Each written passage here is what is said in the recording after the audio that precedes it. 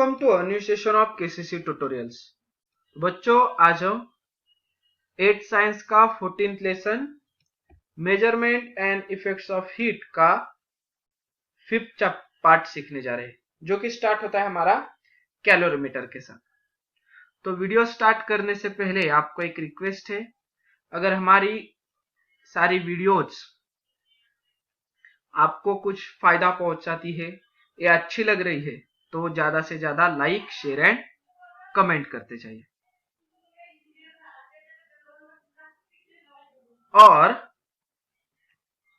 तो अब हम हमारा टॉपिक स्टार्ट करते हैं, calorimeter. We have seen that thermometer is used to measure the temperature of object. तो थर्मोमीटर किस लिए यूज होता है? टेम्परेचर के लिए। A calorimeter is used to measure the heat content of the object.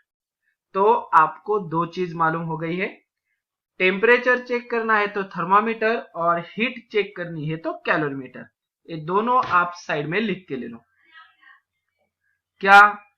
तो आपको अगर टेम्परेचर चेक करना है तो यूज करना है थर्मामीटर, हीट चेक करनी है तो यूज करना है कैलोरीमीटर।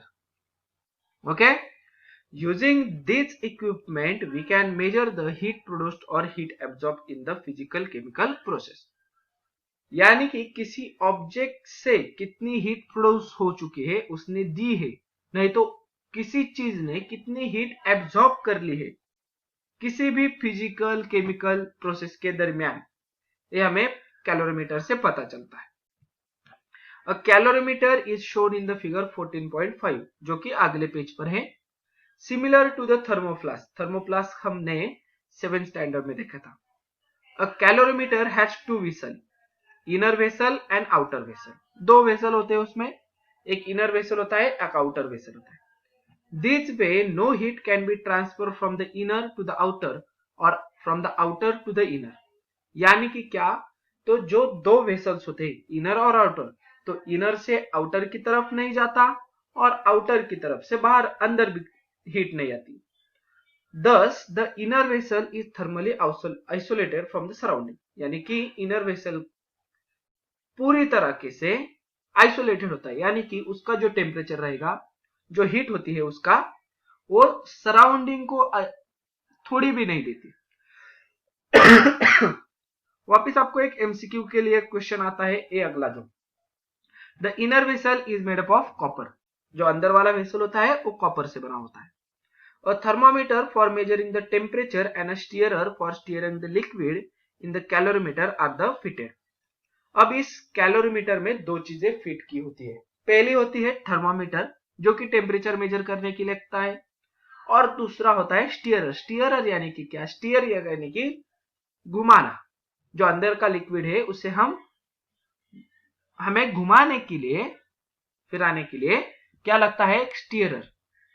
जैसे हम चम्मच से जब टी वगैरह बनाते हैं तो उसे घुमाते हैं ना, वैसे ही अंदर वाले लिक्विड को अगर हमें घुमाना है तो उसके लिए स्टीयरर लगता है। देन यहां पर देख लो, water at a fixed temperature is placed inside the calorimeter. हम क्या करते हैं? Water at a fixed temperature, कोई टेम्परेचर फिक्स रहता है, 25 degree Celsius, 27 degree Celsius, 30 degree Celsius, तो उस टेम्परेचर का वाटर हम कैलोरीमीटर में लेते हैं। This means that the temperature of inner vessel and that of the water is the same. इससे क्या होता है? जो इनर वेसल का टेम्परेचर होता है वही वाटर का जो टेम्परेचर होता है और इनर वेसल का होता है, वो दोनों सेम टेम्परेचर सेम होते हैं। When a hot object is placed in water, heat is exchanged between the hot object, water and the calorimeter, and all three reach the same temperature. जब hot object अगर हम water के अंदर डालते हैं तो वाटर से अगर हॉट रहेगा ऑब्जेक्ट, यानी कि उसका टेम्परेचर ज्यादा है, तो क्या होता है? हीट एक्सचेंज होगा। किस में? हॉट ऑब्जेक्ट में। फर्स्ट कौन है? हॉट ऑब्जेक्ट में, सेकेंड है वाटर में, और थर्ड वन है कैलोरीमीटर में। And all the three reach the same temperature. और तीनों का एक कंडीशन ऐसी आती है तीनों का टेम्परेचर सेम हो जाता है। As the calorimeter is thermally isolated from the surrounding, the total heat lost by the object is equal to the total heat absorbed by the calorimeter and water inside. यानी कि isolated होता है, यानी कि क्या, तो सराउंडिंग और inner vessel का जो कांटेक्ट होता है वो एक दूसरे को हीट को सेंड नहीं करते, नहीं तो रिसीव भी नहीं करते। तो अब जितना हॉट ऑब्जेक्ट हीट देगा वो किससे इक्वल होगा, जितनी एब्जॉर्ब की है, यानी कि कैलोरीमीटर और वाटर ने जितनी हीट एब्जॉर्ब ली है, बराबर, जितना हॉट ऑब्जेक्ट देगा उतना ही कैलोरीमीटर और वाटर ने लिया है। आगे समझ में, ये बात आपको ध्यान में रखनी है। एक शॉर्टकट बता देता हूं आपको, देख लो। क्यू हॉट ऑब्जेक्ट, यानी कि जितनी हीट हॉट ऑब्जेक्ट में दी है, क्यू ए यानी कि heat absorbed calorimeter plus Q A, Q यानी कि हीट होता है heat absorbed water. Similarly if we put a cold object, अब इसके बाद देख लो, similarly if you put cold object in the calorimeter, the cold object will receive heat from the water and temperature will increase. अगर cold object हम डाल देंगे तो क्या हो जाएगा, वाटर का टेम्परेचर बढ़ जाएगा, while water and calorimeter lose the heat.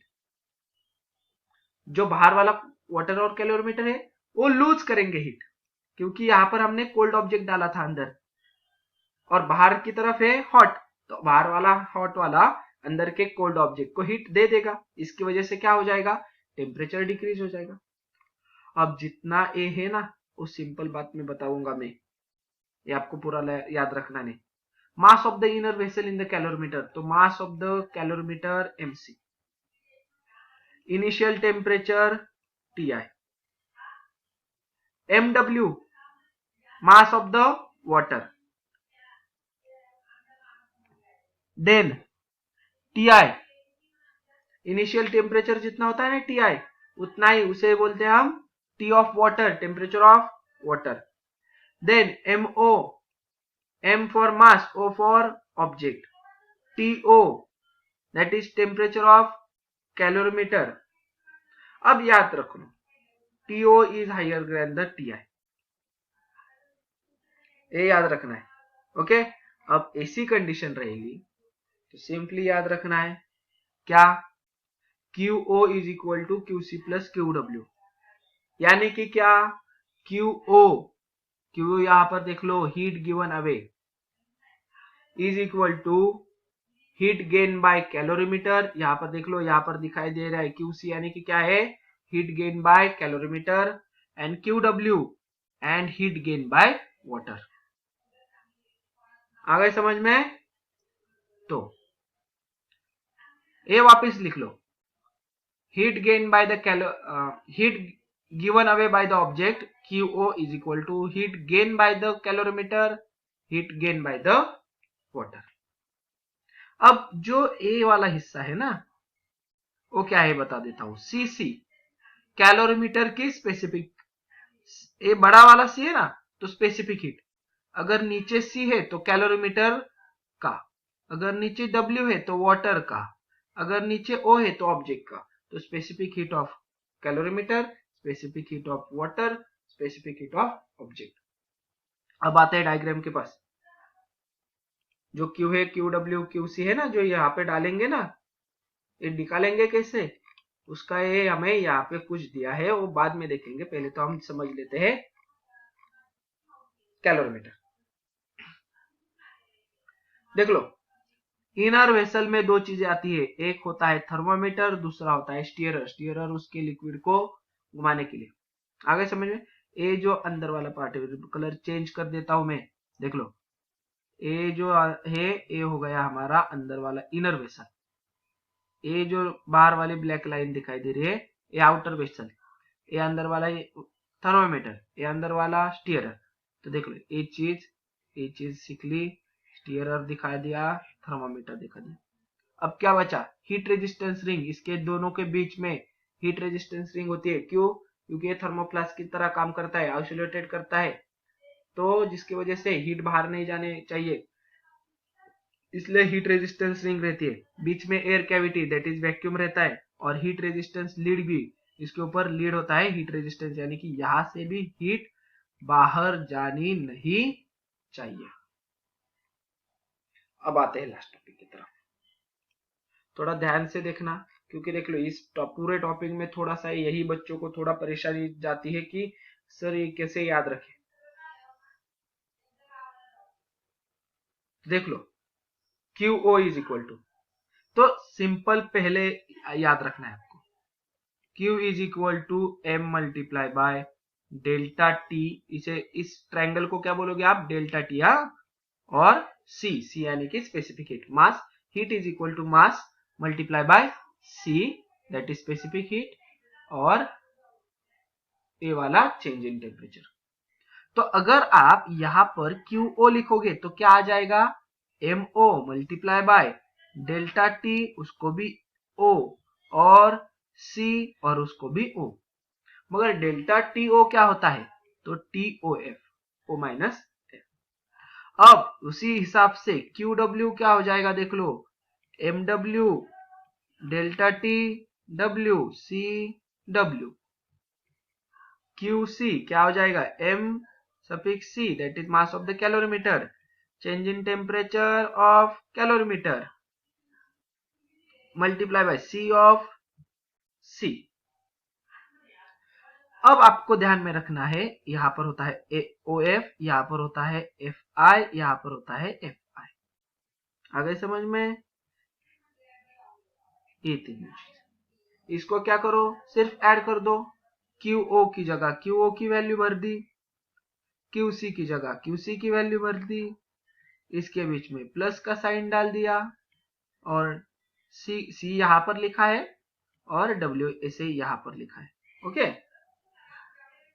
Then we can measure all the masses and temperature. हमें क्या होता है मालूम, इसमें तो मास और टेम्परेचर मालूम होता है, सभी empty. If you know the specific heat of the material of the calorimeter, that is copper, and that of the water, we can calculate the value of specific heat of the object। तो अब हमें क्या मालूम होता है, देख लो, MOTO, M और T सारे मालूम होने चाहिए हमें। तो यहां पर भी हमें, जो मैं ब्लू कर देता हूं वो चीजें तो मुझे मालूम है। उसके बाद क्या है, कैलोरीमीटर कॉपर से बना हुआ है, CC मालूम है, वाटर का C that is specific heat मालूम है, क्या बचा, CO that is specific heat of object, वो मुझे निकाल सकता हूं मैं फॉर्मूला की मदद से। तो ये था हमारा पूरा कैलोरीमीटर का टॉपिक। अब आपको आज क्या करना है, देख लो, ये पूरा चैप्टर जो कैलोरीमीटर के फॉर्मूले है वो सब आपको लिखने हैं।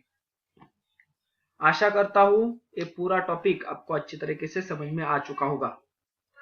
आपको अगर कुछ भी, कोई भी इस साइंस के रहने दो, इंग्लिश मीडियम के सारे सब्जेक्ट्स है हमारे प्लेलिस्ट चैनल पे उपलब्ध है, वहां पे जाके आप आपको अपने 8 साइंस, 8 मैथ्स, 8 इंग्लिश, किसी भी सब्जेक्ट का सारे प्लेलिस्ट मैंने अपलोड कर दिए हैं, वो चैप्टर वाइज भी लगा दिया है वहां पे, वो चेक कर लो, जो मनचाहा वीडियो चाहिए आपको वहां पर मिलेगा, देख लो और अच्छे मार्क्स की तैयारी कर दो। तो यहाँ पर अब ये पार्ट खत्म करता हूं। अगर ये वीडियो आपको अच्छी लगी होगी तो प्लीज ज्यादा से ज्यादा लाइक, शेयर एंड कमेंट करते जाइए, और अगर आपने अब तक हमारे चैनल को सब्सक्राइब नहीं किया होगा तो प्लीज सब्सक्राइब भी कर दीजिए। KCC ऑनलाइन ट्यूशन का अगर आप हिस्सा बनना चाहते हो, हमारे ट्यूशन ज्वाइन करना चाहते हो, तो डिस्प्ले में दिए गए नंबर पे कॉल करके अधिक जानकारी ले सकते हो। Thank you for watching, good bye.